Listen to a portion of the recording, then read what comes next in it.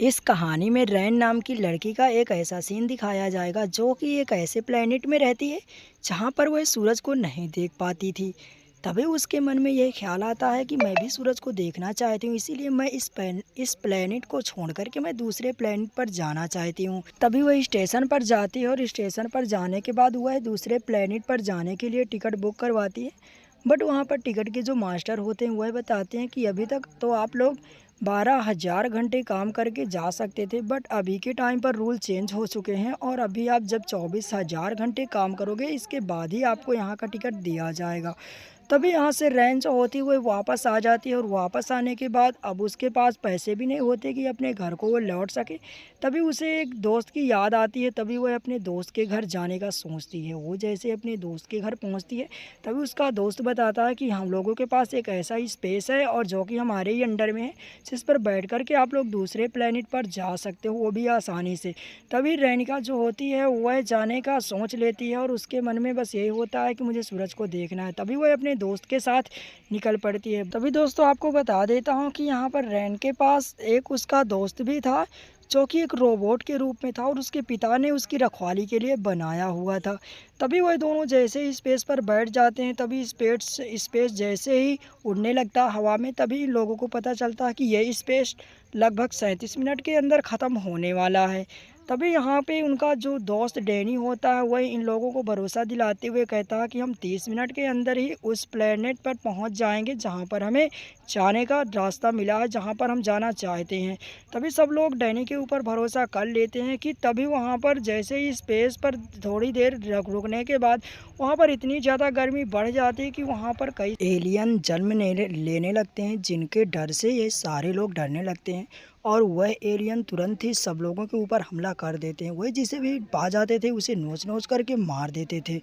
और इसी तरह उन्होंने एक लड़की के ऊपर अपने कुछ एसिड के बूंद टपका दिए, जिनके कारण उस लड़की का फेस पूरा का पूरा ढक जाता है।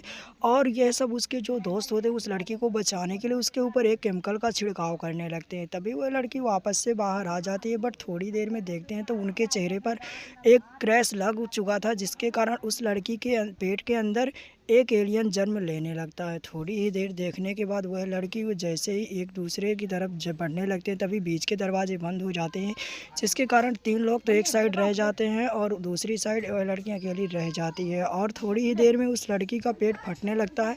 पेट फटने के बाद उसके पेट के अंदर से एक एलियन जन्म लेता है जो कि बहुत ही खतरनाक होता है और वह एलियन धीरे धीरे ही बढ़ रहा था। और जैसे ही वह जन्म ले लेता है तभी वह लड़की की मृत्यु हो जाती है। तभी ये लोग जो होते हैं वो काफ़ी ज़्यादा डरने लगते हैं और एंटी से मदद मांगते हैं। बट यहाँ पर एंटी जो होता है वो रोबोट होता है, वह कुछ कर भी नहीं सकता था क्योंकि उसे इस स्पेस के बारे में कुछ पता नहीं होता और इस स्पेस का जो रोबोट होता है वह पहले ही मर चुका था।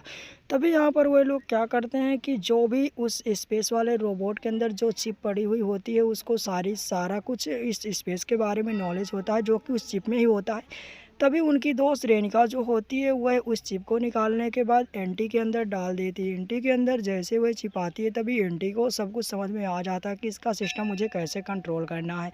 तभी वह थोड़ा बहुत जा कर के उसका सिस्टम सुधारने का प्रयास करता है कि जैसे ही एंटी उस रूम के अंदर पहुंचता है तभी वहां पर बहुत सारे एलियन हमला कर देते हैं और एंटी को वहां से बाहर जाना पड़ता है। एंटी अपने साथ उस लड़की और 2 दोस्त को भी ले जाता है, बट यहाँ पर उनकी एक दोस्त लड़की जो होती है वह फंस जाती है और उसे वह एलियन जो होते हैं वह मार डालते हैं।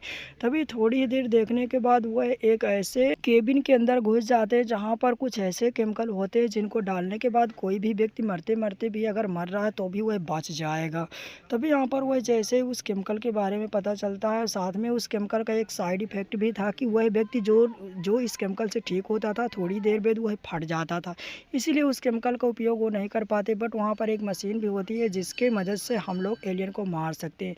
तभी वह लोग उस मशीन को लेकर के वहाँ से बाहर आते हैं और बाहर आने के बाद वह मशीन उस लड़की के हाथ में होती है और वह लड़की स्पेस सूट पहन लेती है। स्पेस सूट पहनने के बाद स्पेस से छलांग मारने का सोचती है, कि तभी वह स्पेस से छलांग लगा ही रही होती कि उतने में वहाँ पर एलियन आ जाता, कि तभी वहाँ पर एंटी आ जाता और एंटी आकर के उस लड़की को बचा लेता है। कि थोड़ी देर में फिर से वह लड़की दोबारा प्रयास करती है और इस बार उसके हाथ में मशीन होती है और वह स्पेस से छलांग लगा देती है। जैसे स्पेस से छलांग लगाती है कि उसके पीछे एक एलियन भी छलांग मारने का सोचता है, कि तभी वहाँ पर एलियन जो होता है वो उसी स्पेस में फंस जाता है और वह लड़की के पास हाथ में वह मशीन होती है, जिसके कारण वह सारे एलियन के ऊपर हमला कर देती है और थोड़ी देर में देखते देखते काफ़ी सारे एलियन को मार डालती है। बट उनमें से एक दो एलियन फिर भी रह जाते हैं। तभी वह लड़की स्पेस सूट पहनने के बदौलत जो होती है वो दोबारा से स्पेस में आ जाती है।